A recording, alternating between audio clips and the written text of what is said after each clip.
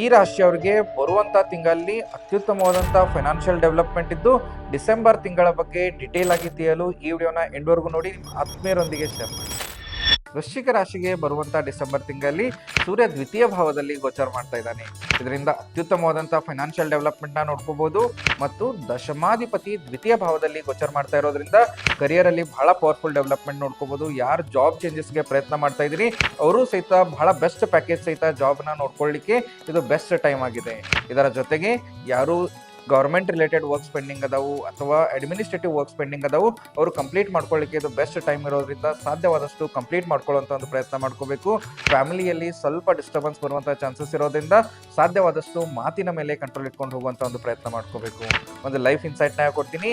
ಈ ತಿಂಗಳು ನೀವು ಎಫರ್ಟ್ಸ್ ಮತ್ತು ಪೇಷನ್ಸಿಂದ ಮುಂದುವರೆದಿದ್ದಲ್ಲಿ ಖಚಿತವಾದಂಥ ಒಂದು ಸಕ್ಸಸ್ ಅನ್ನು ಸಹಿತ ನೋಡ್ಕೋಬಹುದು. ಒಂದು ಹೆಲ್ತ್ ಟಿಪ್ ಅನ್ನು ಹೇಳ್ಕೊಡ್ತೀನಿ. ಈ ತಿಂಗಳು ಬಾಯಿ ಮತ್ತು ಗಂಟಲಿನ ಆರೋಗ್ಯದ ಬಗ್ಗೆ ಕಾಳಜಿ ವಹಿಸ್ಕೊಂಡು ಹೋಗುವಂಥ ಒಂದು ಪ್ರಯತ್ನವನ್ನ ಮಾಡ್ಕೋಬೇಕು. ಒಂದು ಪವರ್ಫುಲ್ ರೆಮಿಡಿನೂ ಸಹಿತ ಹೇಳ್ಕೊಡ್ತೀನಿ.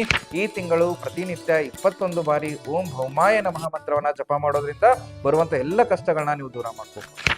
ನಿಮಗೇನಾದರೂ ಡಿಸೆಂಬರ್ ತಿಂಗಳ ಬಗ್ಗೆ ಡಿಟೇಲ್ಡ್ ಪ್ರಿಡಿಕ್ಷನ್ಸ್ ಬೇಕಾಗಿದ್ದಲ್ಲಿ ಕಮೆಂಟಲ್ಲಿ 8 ಅಂತ ಟೈಪ್ ಮಾಡಿ ನಮ್ಮ ಪೇಜ್ನ ಫಾಲೋ ಮಾಡಿ. ಈ ಪ್ರೊಸೆಸ್ನ ಆಟೋಮೇಟ್ ಮಾಡಿದ್ದೀವಿ. ಫಾಲೋ ಮಾಡಿದರೆ ಮಾತ್ರ ವೃಶ್ಚಿಕ ರಾಶಿಯ ಡಿಟೇಲ್ಡ್ ಪ್ರಿಡಿಕ್ಷನ್ಸ್ ನಿಮಗೆ DM ಆಗುತ್ತೆ.